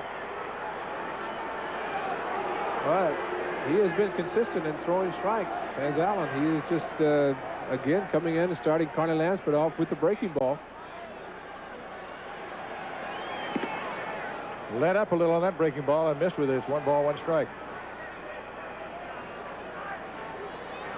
Carney Lansford has had at least 1 hit in 27 of the last 28 games. Pops this one up the right side. Yankees second baseman Meacham gets it. It's 3 up, 3 down, and that's 18 A's in a row who've gone down, and the Yankees lead 4-0. Said I. Luckily, my Canon SureShot Multi-Tele was compact enough to go anywhere, and its automatic features made every shot a piece of cake. The multi-talented Canon SureShot Multi-Tele. Buy any Canon camera, get over $500 in travel savings, and you could win a 1988 Mercury 6. Hey, fans, you've got a chance to vote for your favorite A's player, as well as other deserving All-Stars in the USA Today All-Star balloting for this year's All-Star game in Cincinnati. Ballots are available right here at the Oakland Coliseum from any stadium usher or in the A's office. Even when the A's are on the road, there in the lobby you can get one, or pick a USA Today fan ballot wherever you buy Budweiser and Bud Light. There's a look at the All-Star ballot itself, and Carl Young's hand showing you how to punch out Carney Lansford for the All-Star game, if you'd like to do that. We hope you will pick one of those ballots up and vote. After all, the starting players are the players chosen by the fans. For the Yankees, here's Joel Skinner, and Oliveira starts him off with a breaking ball high. It's 1-0. Matt Strelo, one of the young men who works for the Oakland A's, and he was telling me that the voting has been unbelievable by the fans here. The ballots that they have received, they're going through them. They may not have enough. They have to get a second order before the end of the balloting is up. So the fans, the attendants, they have been voting, and just want them to keep it up because a lot of great A's players having great years, and nice to see them, or it'd be nice to see them in the All-Star team. Well, I was wondering what happened to that ballot box we had with us on that last road trip back in the East, and I guess they just brought it home. Well, Carl stuck it out here, and they stuffed it full, and no room for any more in it. Skinner fouls this one off to the right side. And you see Hasse behind the plate now in the place of Mercado.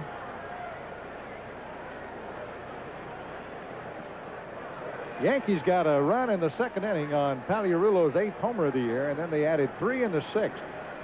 Big play in that 6th inning was the opportunity they had to get a man out. A short hop by Carney Lansford. He comes up throwing the first, and everything he does is all-star caliber. That was not an easy play. No, indeed. One of those that you could almost see a bad hop coming. But Carney stayed with it, got it on the hop. And a strong throw. You could see him just keeping the glove down and then bringing it up right at the right time. And a strong throw, as always. Here's Ricky Henderson. He's twice popped out to Carney Lansford and once grounded out to him. The Yankees have 7 hits. The A's have only 1.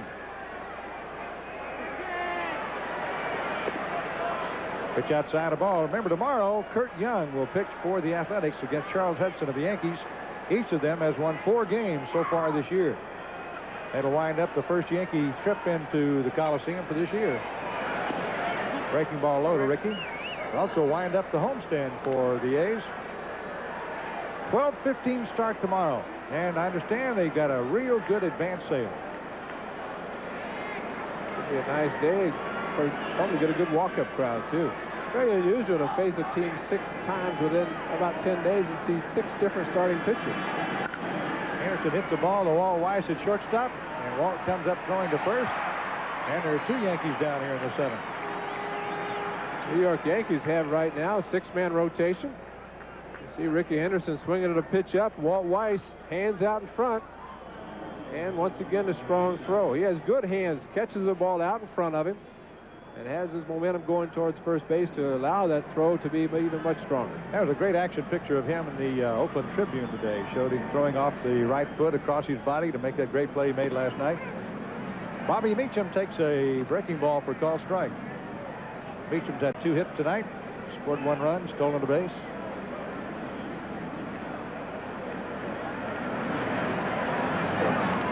Check swing, foul ball, back to the backstop. Speaking of newspapers, Ben Fong of the Chronicle is here tonight with his crew and around doing a feature on our director-producer, Mr. Wally Miller. He's been here a long time doing this. Wally who? Yeah, he'll throw it up on the screen for you if you want him to. Wally does a good job. Boy, I'll say. Stand-up comedian. Just wish that all the folks, the fans, could hear what he says to us that they can't hear. Here's the 0-2 pitch. Well, it's just as well that they don't, to tell you the truth. Because this, after all, is still controlled by the Federal Communications Commission on what's supposed to go over the air. Here's a 1-2 pitch, and it's low for a ball. But they've been down in the truck tonight watching Wally work, and up here, and the camera guys all over the place. And I'm sure something good will come out of that from Mr. Wally Miller. Well, he deserves it. He's been a TV producer for the A's telecast for a long time. 7th inning with 2 down, and the Yankees lead it 4-0. Though the A's have been retired 18 in a row, don't give up. They got the big guys coming, and the Athletics have been, as you know, a great late-inning team this year. He got him looking, and Oliveira is doing his job here in the 7th inning. Gets him 1-2-3. That is his 8th strikeout of the ball game. And in the middle of the 7th, there's the score. The Yankees lead it 4-0.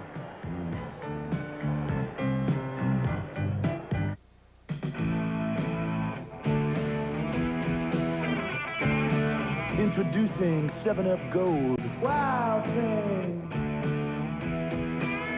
you make my heart sing. From the wild side of 7-Up comes new 7-Up Gold. Wild thing, I think I love you. New from the makers of 7-Up, a wild new soft drink. 7-Up Gold. It's a machine committed to total efficiency. A machine that provides clock-like precision. A machine designed for maximum dependability. With the best on-time arrival record of the 9 largest domestic airlines. American Airlines, the on-time machine. The Volkswagen Fox is a lot of car for the money. A powerful 1.8-liter fuel-injected engine is standard. So are power front disc brakes and rack and pinion steering. Now, we could have cut the standard features and offered less car for less money. But we'd never pull a stunt like that. That isn't the Volkswagen way. And now, there's a special lease of $119 a month, available on air-conditioned Fox GL sedans and wagons. Scores in the American League. Kansas City scored 3 in the top of the 10th inning to defeat Cleveland by a score of 6-3. That at Cleveland Municipal Stadium. Chicago, behind Gary Rita's first grand slam, defeated Detroit 10-1 at Tiger Stadium. Tigers on a little bit of a down row. Milwaukee losing to Toronto 9-0. And Baltimore defeating the Seattle Mariners in the 7th inning at Seattle by a score of 8-4. That at the Kingdome. Boston in the 6th inning, 3-0 over the California Angels down at the Big A in Anaheim. And the great crowd here tonight is starting to roar. They want to get their A's off the Snyder they're on right now and get something going against Neil Allen. He had the unusual happenstance of being in the bullpen in the 1st inning, and after 1 pitch of the game, he's brought in as a relief pitcher. The breaking ball in there for a called strike. And he has consistently, Neil Allen has consistently thrown the breaking ball over for a strike on the 1st pitch, and that definitely is a help to him. And from the hitter standpoint, you might be looking fastball, but he's throwing a good breaking ball. There it is again, and same result, strike 2 called to Stan Javier.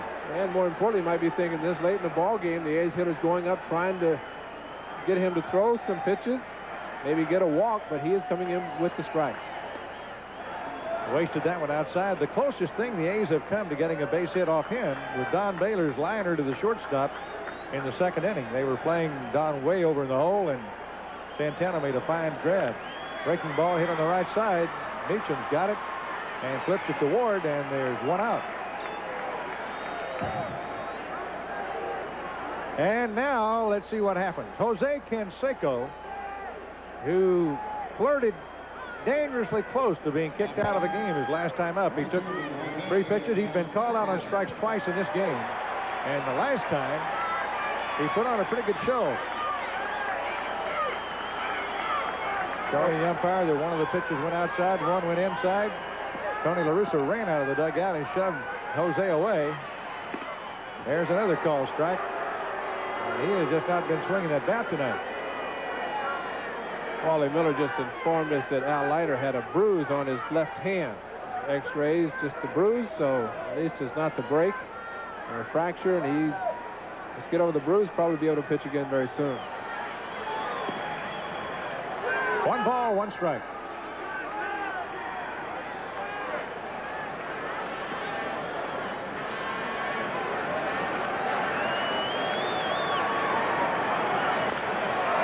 Hits it up the middle, into center field, a base hit.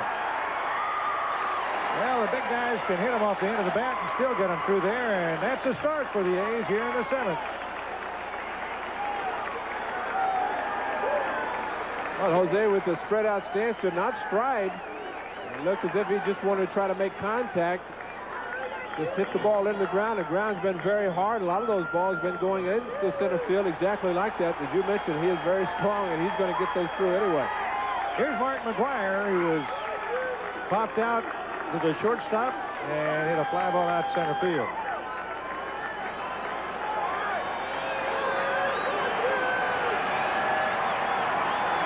Canseco's running and McGuire's swinging. And it's fouled out of play deep down the line and right. Trailing 4-0, Canseco took off.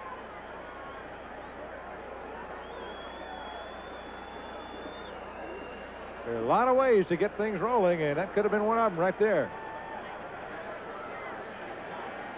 Now Canseco asked for time.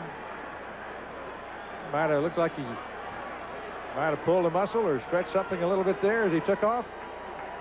And it wouldn't surprise me or anybody to see him take off again. He has done that quite often, where he will walk off the bag, and he's had some trouble with his knees. And of course, he's not missed a ball game. He's been in right field in every ball game. He's walked off the bag, and then the next pitch he stole in second. Pretty good decoy. Well, they weren't looking for him to run, that's for sure. McGuire fouls off another one. It's strike 2. 7th inning, 4-0 New York. The A's had 19 men in a row go up and down without getting on base against Allen. All of a sudden, Canseco, who had not even swung the bat tonight, hit one up the middle, and now here's Mark McGuire with Dave Henderson on deck.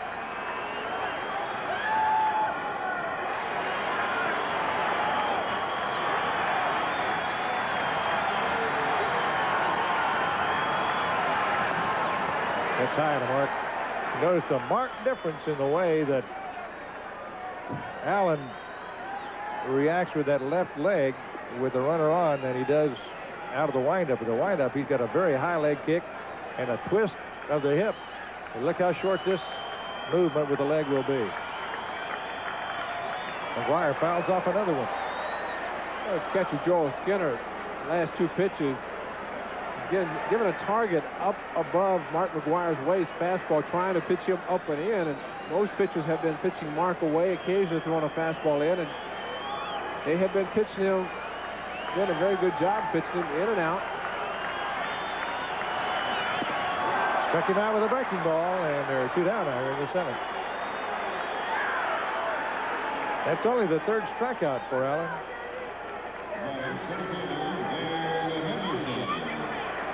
Here's Dave Henderson, who's gotten the ball in the air to the outfield twice, once to center, once to left. They've both been caught.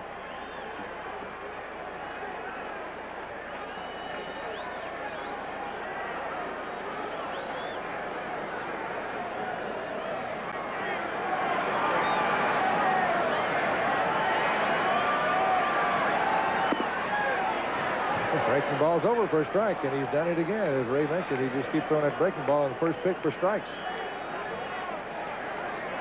Well, he throws this. A lot of times a hitter will not want to swing at the breaking ball like that, figuring it's not the pitch that you want to swing at, but Allen just consistently throws it for the strike. This time with it that time. It's 1 ball, 1 strike on Dave Henderson.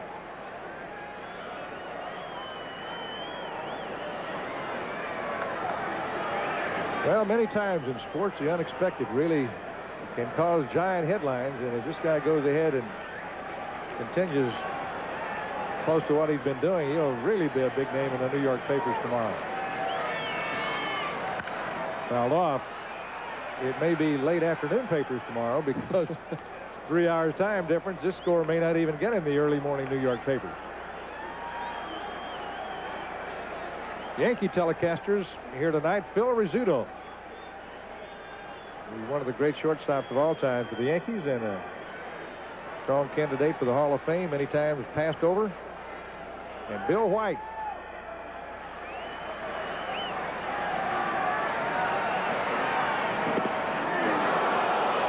Boy, that was close.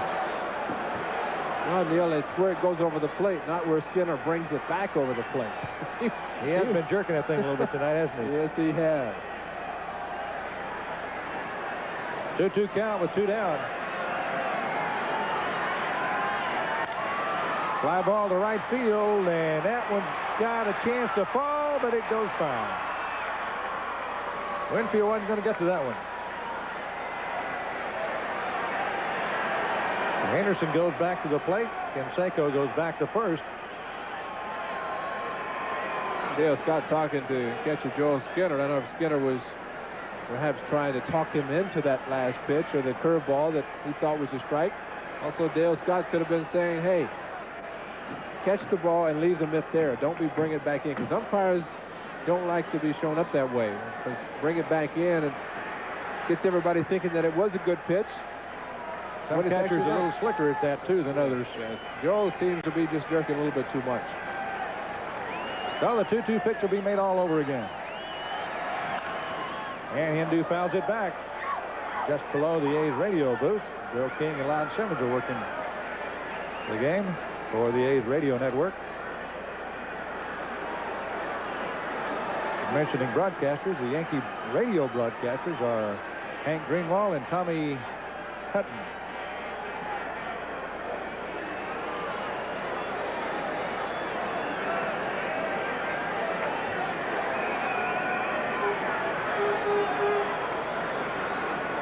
Well, the first time the A's have been able to see Neil Allen throw out of the stretch tonight. Jose Canseco getting the base hit up to this point. Not a runner on base, and think maybe that might change things, but Neil Allen still pitching very effectively. Henderson stays alive by reaching out over the plate and fouling that one behind the dugout.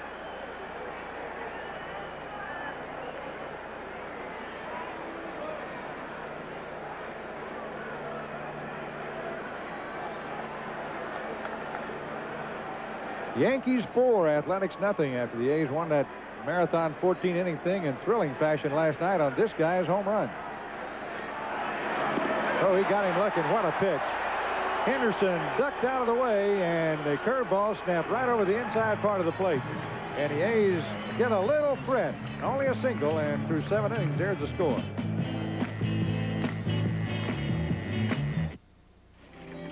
There's no office politics here. Now, when something opens up, I know I'll get a fair shot. Union, yes. I'm taking time off for my baby. And it's good to know my job will be safe. Say union, yes. Imagine the questions our kids will have when they start to work. The world is changing, and our unions give us a voice in how things change. America works best when we say union, yes. I got no kick from champagne. Mere alcohol doesn't thrill me at all. So tell me, why should it be true that I get a kick out of you? The BMW 7 Series. It brings new blood to a class of automobile that can certainly benefit from it. Mom grew up in a little town in Iowa. She's always talking about how she never even saw another state until she met Dad. She said, "We're saving our pennies. You and your brother are going to see Europe when we're still young." But I think she wanted to see it too. Pan Am has surprisingly low airfares to London, Paris, and Rome. Hotels from $27 a night and rental cars from $69 a week. You can afford Europe this summer with Pan Am, the #1 airline to Europe. Well, the A's hit the road again very shortly, and we'll be televising quite a few games, including all 3 from Minnesota on Friday night at 5 o'clock, Saturday at 5, and then on Sunday at 11 o'clock right here on the A's Television Network. Travel arranged through U.S. Air. Whether you're traveling north to Portland or Seattle, U.S. Air has a convenient non-stop going your way. U.S. Air, the official airline of your summer games. And for the New York Yankees, leading off the 8th inning, Claudell Washington. Steve Olivares has pitched a good ball game tonight. He gave up 3 hits in the 6th inning. They had some tough luck when the A's outguessed the Yankees on a pitch-out situation and didn't throw the runner out at second base. That could have been a big out for him. Well, it could have set up the no runs in that inning. Still been a 1-run ball game, which is a big difference going into these last 2 innings. Washington, after a let-up pitch and missing, strike 2. Of course, last night with a 14-inning ball game, Tony La Russa saying before the ball game that tonight that Dennis Eckersley, Eric Plunk not available, Rick Honeycutt, and that Todd Burns has been recalled from the AAA club in Tacoma. Ed Urach, who was recalled when Tony Phillips went on the disabled list, has been optioned back to Tacoma. Todd Burns up, right-hander, and he would have been first out of the chute tonight. Of course, also Dave Stewart and Storm Davis were available, even though they're starting pitchers. But the bullpen is just not available. Been worked the last couple of ball games, and Steve Olivares coming out tonight pitched a great ball game and basically giving the bullpen a rest a night when they definitely needed it. 1-2 count on Washington, and he bounces it foul off first. Well, you might recall our telecast up in New York recently. We mentioned that Ron Guidry had been put back on the active list the day we were there following rotator cuff surgery during the shoulder, in the shoulder area during the winter. Well, today the Yankees placed him back on the 15-day disabled list, saying that he's still not able to pitch.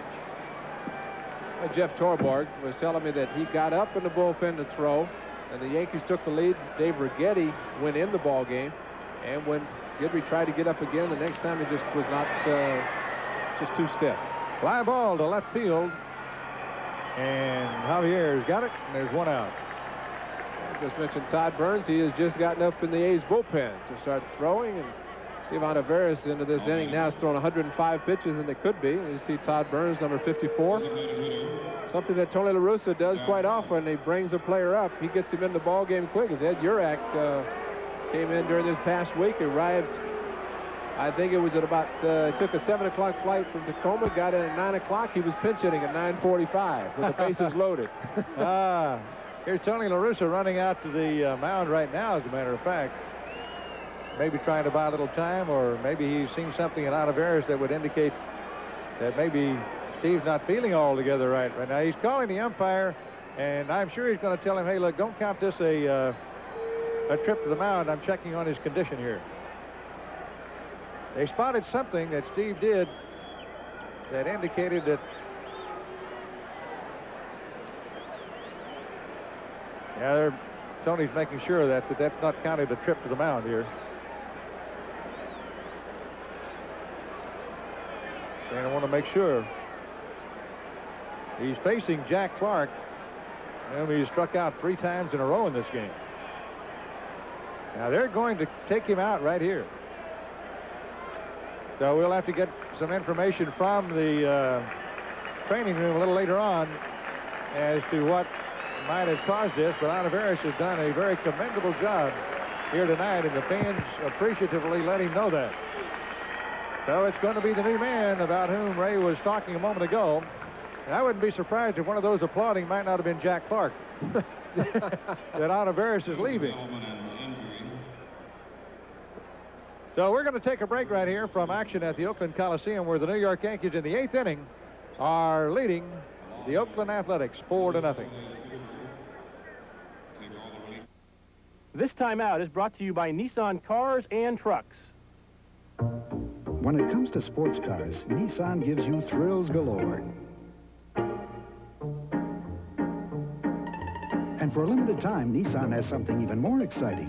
Sports cars and cash back. $600 cash back from Nissan on the racy Pulsar NX, and from $700 to $1,000 cash back on the Hot 200 SX, which is enough to excite any sports car fan, even those from Pasadena. I'm State Farm Agent Stan Griffin. Just talked to 2 of my car insurance policyholders, Bob and Doris Rhodes. They're off on another trip. For so-called retired folks, they sure get around. And they get a real feeling of security, seeing all those State Farm offices just about anywhere they drive. If they should ever run into trouble, they know a State Farm agent is there to help them get back on the road again. And like a good neighbor, State Farm is there. Their faces tell their stories of courage, hope, and love. The Faces of AIDS. Tomorrow at 6, only on KPIX 5.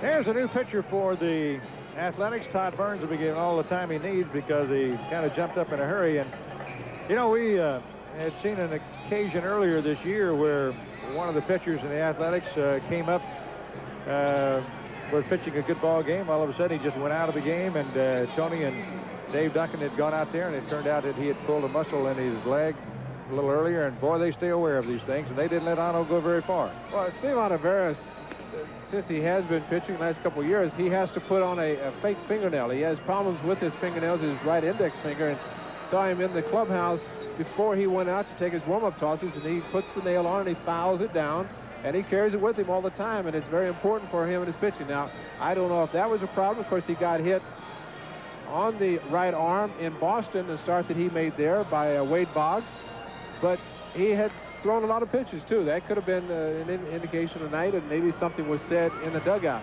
But at any rate, he's done a good job. Todd Burns comes in. He's 7th-round draft choice of the Oakland A's in 1984 in a regular phase, a draft that takes place tomorrow. Of course, for the high school, college players, a lot of excited young players of high school and college caliber waiting for tomorrow, because the draft will take place tomorrow morning at 9 o'clock. And Oakland A's, of course, will be involved in that draft tomorrow. Yeah, the A's scouting staff, they're all here today with big notebooks in their hands. I saw them down there. All right, here we go now with Jack Clark, and Todd Burns makes his first pitch, and it's low for ball one. Last year, Todd Burns at Tacoma had 2-2 record, 4.88 earned run average, 21 games. Clark greets him with a base hit out into center field, and Olivares had handled him so effectively that Jack, I'm sure, just glad to see anybody. So one thing about it, Burns can say that the first guy that got the first hit off of him was one of the better-known players. Yes. That's just your fastball right there, and you can see the big oomph on Jack Clark's face as he extended the arms and got the base hit. And here's Mike Pagliarulo. He's had a home run and a run-producing single, and he scored a couple of runs tonight. And the pitch is low and outside. The A's playing behind Jack Clark over at first, with the left-handed batter up, and a 4-0 lead for the Yankees.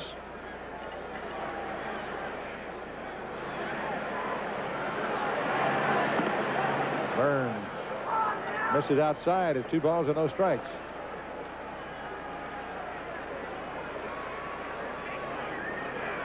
Remember, tomorrow's game starts at 12:15 here at the Coliseum, so plan on coming, spending a great afternoon with the A's and the Yankees. Check swing, foul ball, and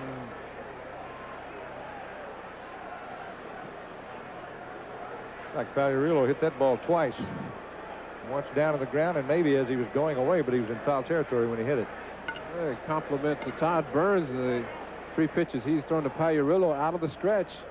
He must have been reading about all the balks called in Major League Baseball, because he has come to a definite, discernible stop all 3 pitches.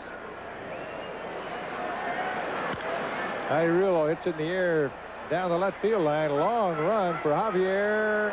Can't get there.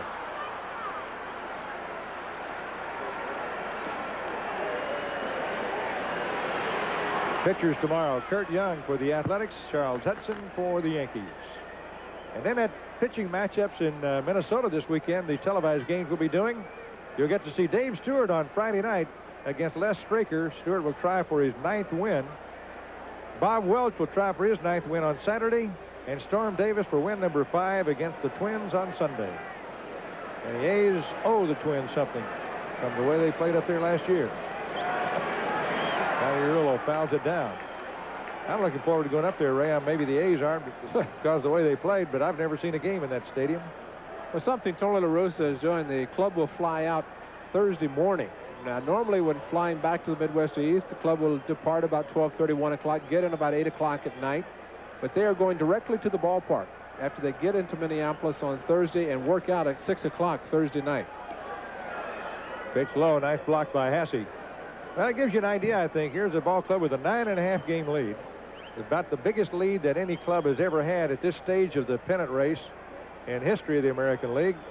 And they've got an off day, and they're flying up there to work out in a stadium where they had trouble last year. Does that tell you they're serious about this or not? Well, they're definitely serious, and what they want to do is try to acclimate themselves to the inside, that Teflon. I tell you, it's a funny place. You'll enjoy it. Bob Casey more than anything. There goes Clark running, and Pagliarulo fouls it off. Well, they weren't holding Clark, and Burns was hardly even looking at him, so Jack said, I might as well just truck on out of here. Maybe open up a hole for Pagliarulo to hit one through with 2 strikes. 3-2 count now.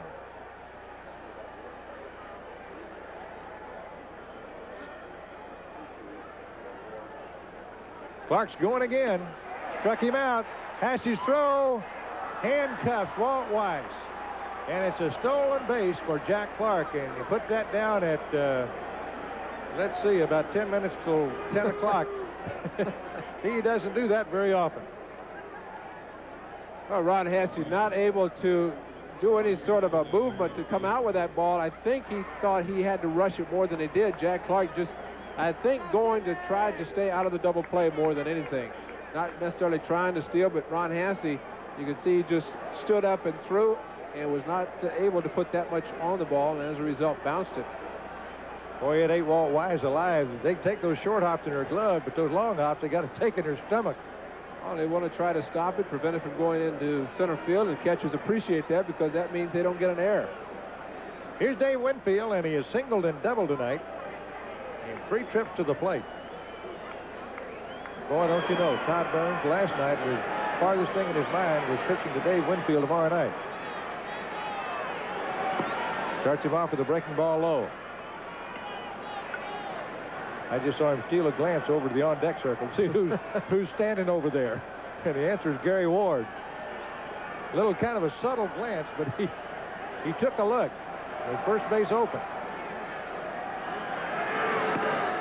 He got a strike over the outside corner.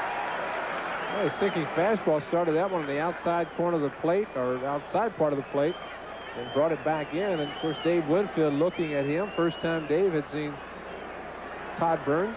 Of course, the New York Yankees training in Florida. Todd Burns was a member of the Oakland A's in spring training, invited to camp. Got some pitching time there. Pretty good velocity on that fastball, but it missed. 2 balls and 1 strike. That's the hardest he's thrown the ball tonight right there. Well, you get the big hitters up there, you get pumped up. You better anyway. I'm sure he is.